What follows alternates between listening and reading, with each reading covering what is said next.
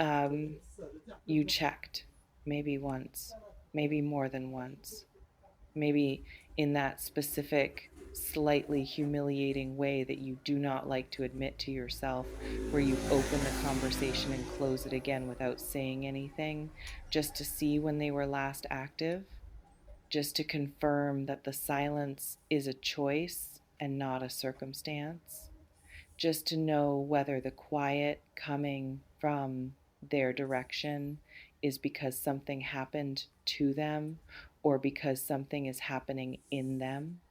Something is happening in them, and it has nothing to do with you not mattering.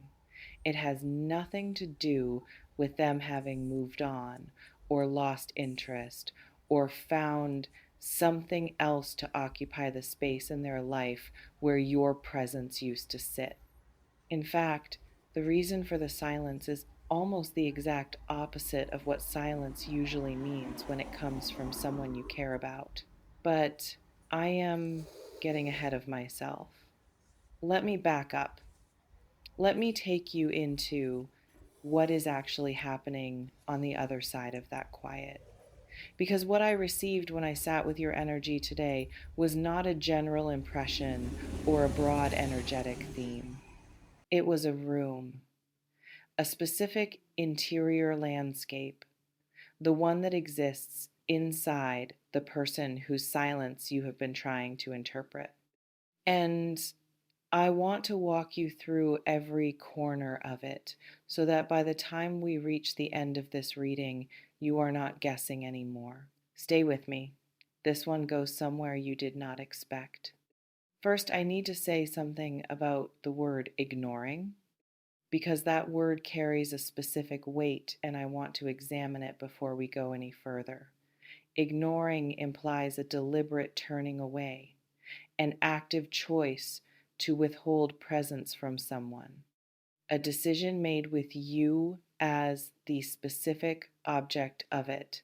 I see this person and I am choosing not to respond to what I see. What is happening is not that. What is happening is the opposite of that in a way that is almost difficult to articulate because it is so counterintuitive.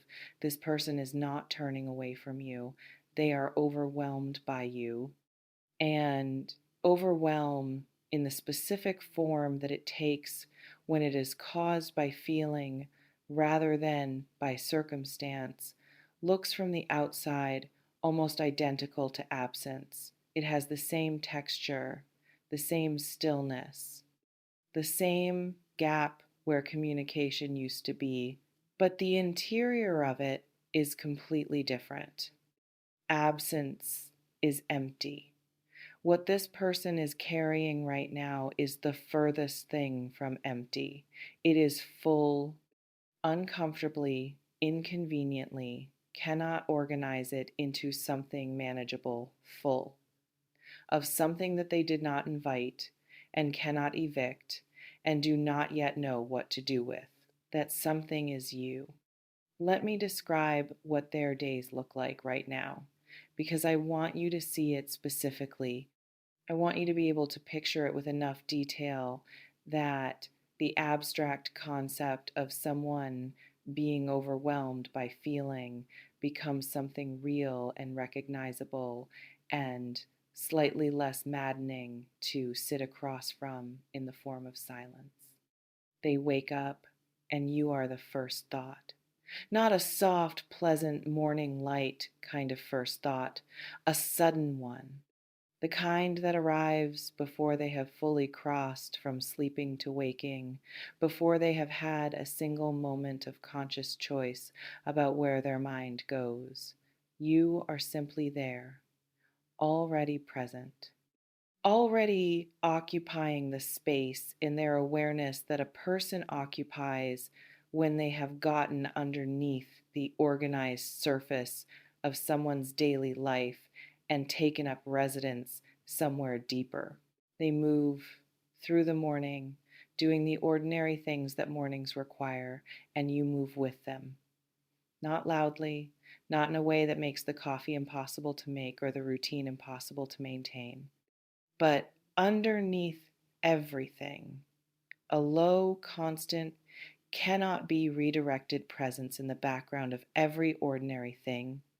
By the time they reach for their phone, the question of whether to reach out to you has already been asked and answered and reopened and answered differently several times without a single word being typed. They put the phone down, not because they do not want to talk to you, because they want to too much. They put the phone down, not because they do not want to talk to you, because they want to too much. Let me speak to what they are doing instead, because the silence on your end does not mean silence on theirs. It means the opposite. It means noise. A specific, relentless, completely unmanaged internal noise that they are dealing with in every moment that they are not in contact with you. They are having the conversation with you in their head, multiple versions of it. The one where they say too much and you pull back, the one where they say too little and you interpret it as the indifference it is not, the one where they say exactly the right thing at exactly the right moment and something between you shifts into a new territory that is both everything they want and somehow the most frightening possible outcome. They rehearse it and reject it and start again. They compose messages and delete them, not once, many times. The drafts that never got sent would tell you more about what this person actually feels than anything they have managed to say out loud. And underneath all of this rehearsal is the awareness that no version of the conversation is going to be perfect, that the thing they are trying to find the right words for does not have right words, that what lives in them regarding you is simply too large and too complicated to be organized into a message that lands without risk. They know this. They keep trying anyway, because you are worth trying for, even imperfectly, even in the drafts that never get sent. Let me speak to the specific thing that is making the reaching feel so complicated for them. Because there is a reason, a clear, traceable, completely human reason that has nothing to do with games or manipulation or any of the calculated withholding that people sometimes engage in when they want to create distance as a strategy. This is not strategy. This person is scared. And the fear is not the generic, unfocused anxiety of someone who is unsure about whether they want something. It is much more specific than that. It is the fear of someone who knows exactly what they want and is terrified of wanting it this much, of having arrived at a place where another person has become this important to them without a clear map for what to do about it, of the specific exposure that comes with letting someone see that you need them in a way that changes the power dynamic of everything between you. Because here is the thing about needing someone the way this person needs you. It is not comfortable. It does not sit quietly and wait for a convenient moment. It does not respect the schedule you have built for your emotional life or the pace at which you had decided you were going to move through this particular situation.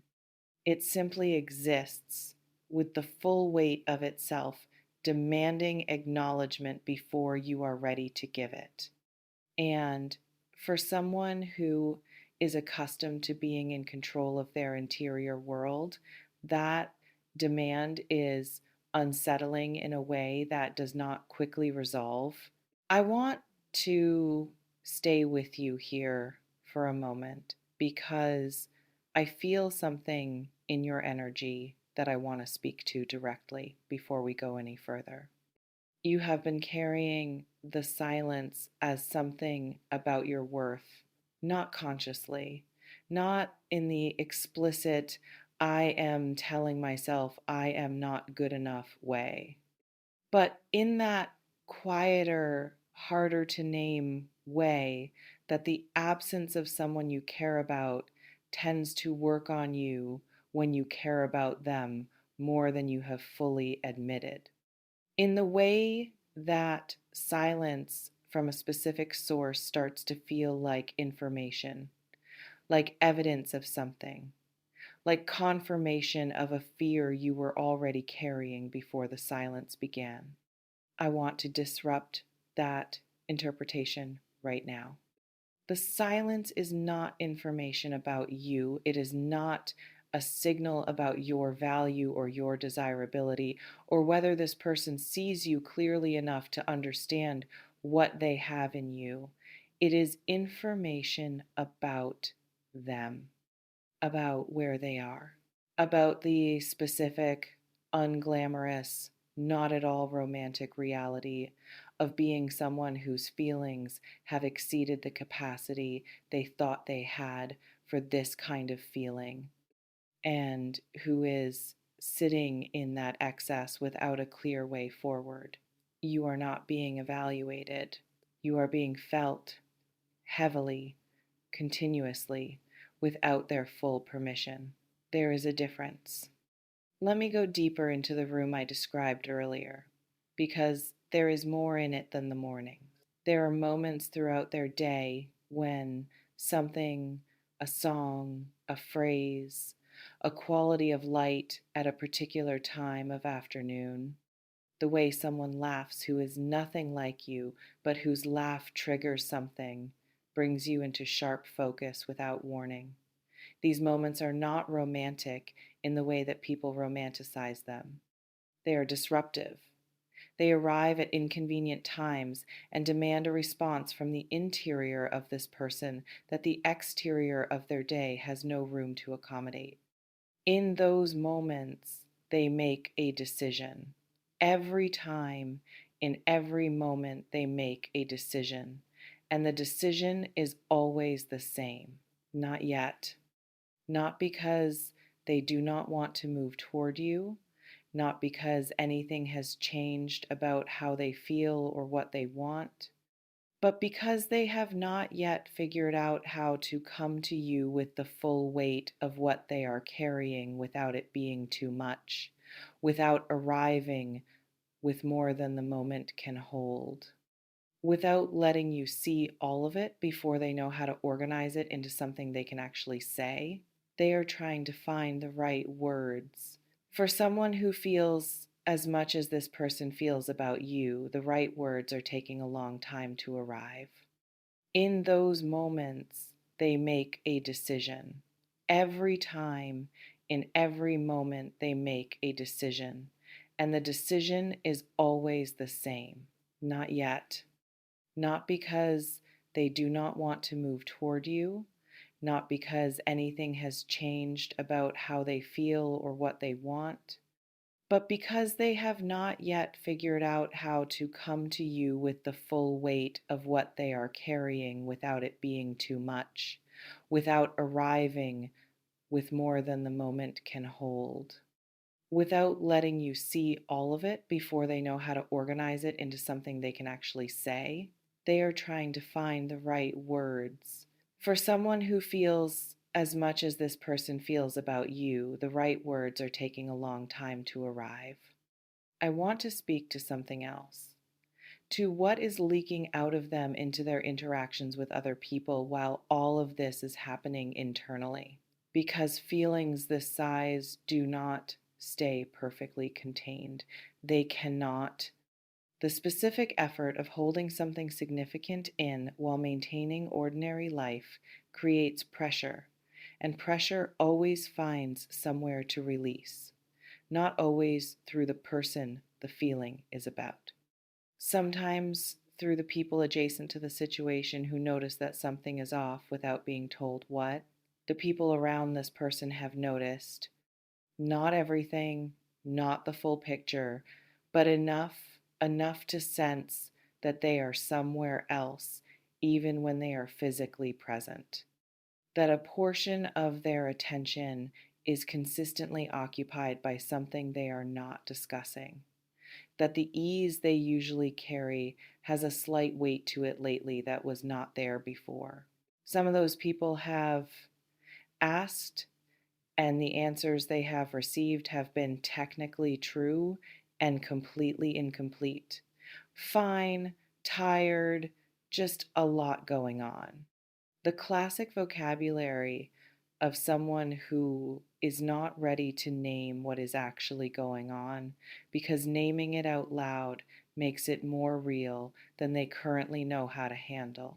You are the thing they are not naming, held privately, carried completely, leaking out in the small ways that genuine feeling always leaks, no matter how carefully it is managed. Does this feel like someone you recognize, Virgo? Does the description of someone disappearing not from absence but from overwhelm match the texture of what you have been sensing from this direction? Let me know in the comments. Tell me how long this silence has been going on. Tell me what your gut has been saying about what is behind it, even when your mind was offering more painful explanations, because I believe part of you already knew it was not what it looked like. Your instincts about this person have always been more accurate than the doubt. Now, let me speak to what is building toward, because the silence is not a permanent state. It is a pressure building toward release, a held breath that cannot be held indefinitely. And the specific quality of what I feel moving in this person's energy right now is the quality of something that is approaching a threshold, a point beyond which staying quiet requires more than the quiet is worth. That threshold is close. For some of you, what breaks through it is something external, a moment of contact that happens not by design, but by the natural collision of two lives that still occupy overlapping territory. A situation that removes the option of continued avoidance and requires them to be present with you in a way that dissolves the careful distance they have been maintaining. What happens in that contact, what comes through in the quality of their presence when the management falls away, is going to tell you everything you need to know about what the silence was actually made of. For others, what breaks through is internal, a point they reach inside themselves where the cost of staying quiet exceeds the fear of being seen, where the loneliness of carrying what they carry about you without bringing it anywhere finally outweighs the risk of bringing it to you. This is the slower version, the one that does not happen in a single moment, but arrives gradually like a tide until one day they simply reach out without the perfect words they were looking for, without the organized version of everything they have been feeling, just with the reaching itself.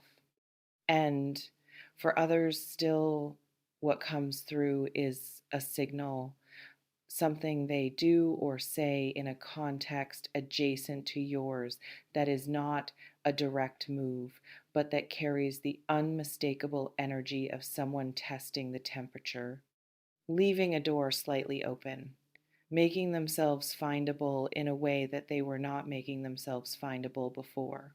All three are the same thing. The silence breaking, on its way to you. Inhale. I want to say something now that I feel belongs specifically to this moment and to where you are in this situation. Waiting for someone who is overwhelmed is one of the harder things a person can be asked to do, especially when you do not know that waiting is what you are doing, when what it looks like from your side is simply silence, simply absence, simply the specific daily experience of checking and finding nothing and trying to decide what that nothing means. I want you to know what it means. It means someone is sitting with more feeling than they currently know how to carry into the space between you.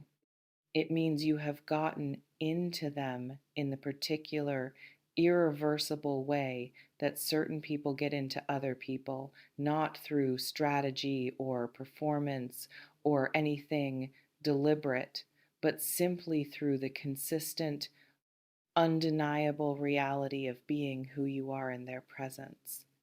It means that the version of silence you have been interpreting as indifference is actually the sound of someone trying to figure out how to come to you without falling apart when they get there. That is not nothing. That is, in fact, one of the more significant things one person can be to another. You got in deeper than they planned, deeper than they are comfortable with, deeper than the silence can successfully hide, even when the silence is the only thing they can currently manage to offer. Let me close this reading by speaking to a choice that I feel is in front of you. You can wait with the understanding of what the waiting is actually for. Not for someone who does not care, not for someone who has lost interest or is keeping you at a careful distance for reasons that are about your value, but for someone who is finding their way toward you through the specific terrain of their own feeling, which is proving more difficult to navigate than they expected. Waiting with that understanding is a different experience than waiting without it. It has a different quality, less corrosive, less prone to the particular spiral that silence without context tends to produce. Or you can move, not dramatically, not with an ultimatum or a declaration or anything that requires them to respond with a level of readiness they do not yet have, but with a small, genuine, low pressure gesture of presence. Something that says, I am here without demanding anything back. Something that gives them a different option than waiting for the perfect moment that keeps not arriving. Sometimes the only thing a person needs to stop waiting for perfect is a gentle reminder that enough is already enough. Both choices are valid. Both can lead to the same place. The question is simply what feels most like you. And that, Virgo, you already know. Leave me a comment below. Tell me how long you have been sitting with this silence. Tell me what your gut was saying before this reading gave it language. Tell me what it feels like to understand what has actually been happening on the other side of the quiet. Every word you write, I read. Every story you share, I carry. Until next time, Virgo. They are not ignoring you, they are full of you. And that is an entirely different thing.